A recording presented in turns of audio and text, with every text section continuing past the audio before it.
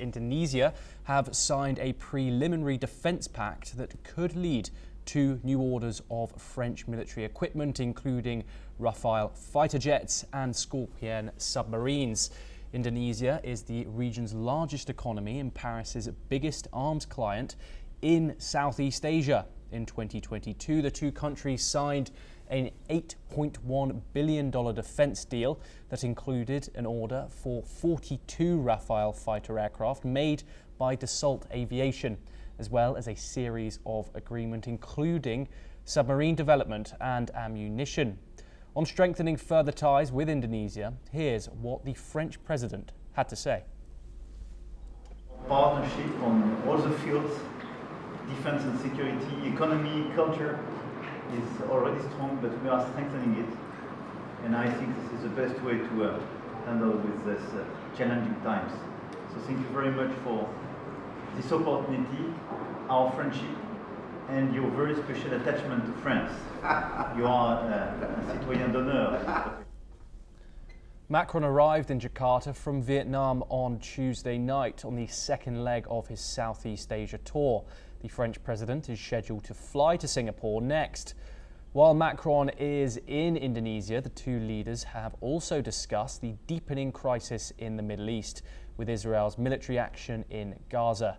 While Prabowo said Indonesia is ready to open diplomatic relations with Israel, Macron reaffirmed his wish to see a two-state solution.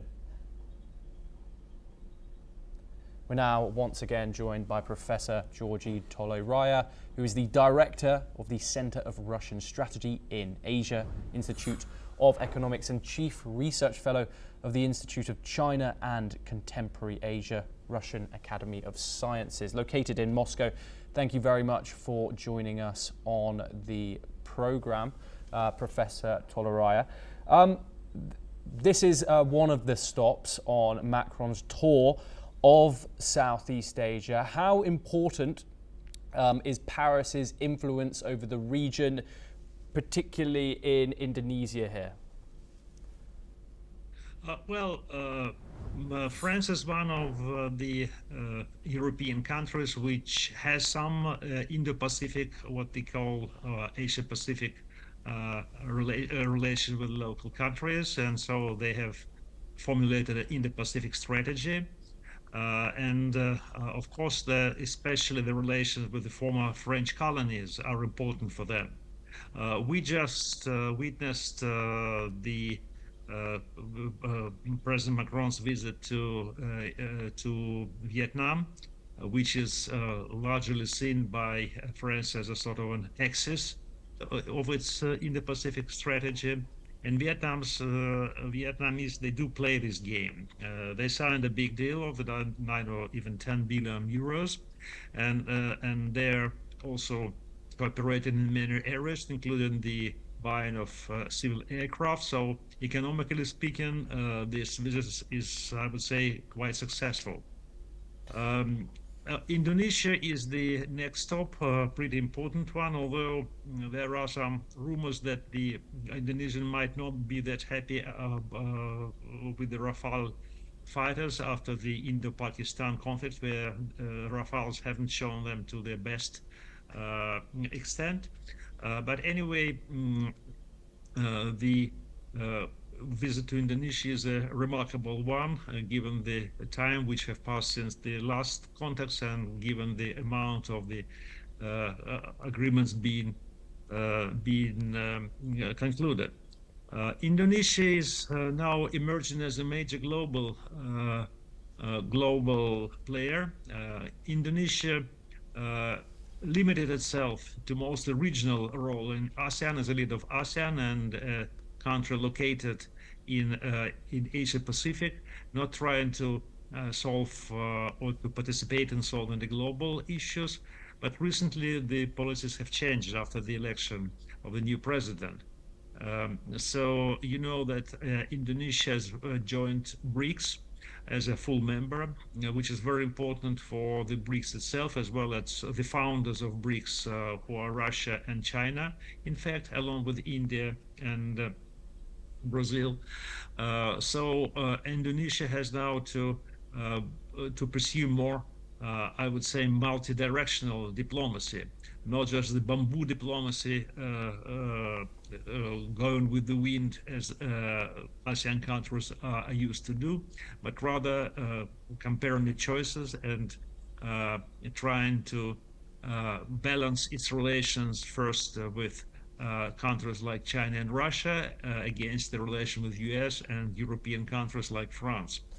The most important factor here is, of course, China, and the Macron visit to the region.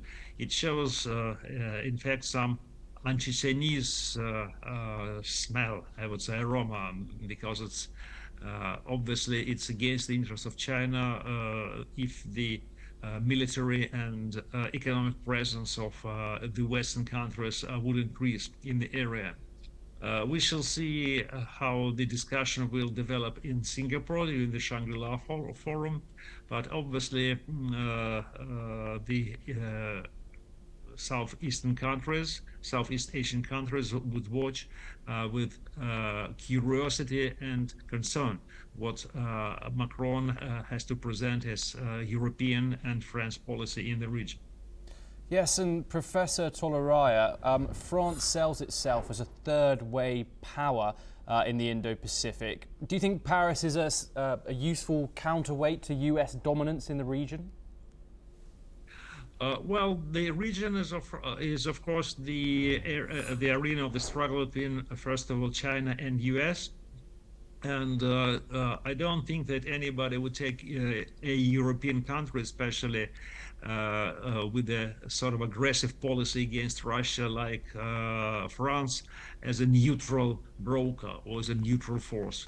They're clearly on the West, on the side of the West, and I believe that the Southeast Asian countries do understand it. Of course, they would like to profit from the economic cooperation, and that's what we see.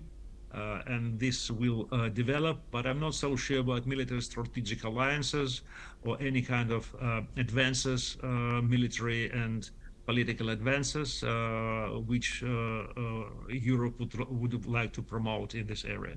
Yes, and finally, Professor Toleraya, Macron has framed this tour as evidence that Europe and France in particular, obviously, still has influence east of the Suez Canal. Is that credible when the EU defence budgets are still so stretched by the Ukrainian war?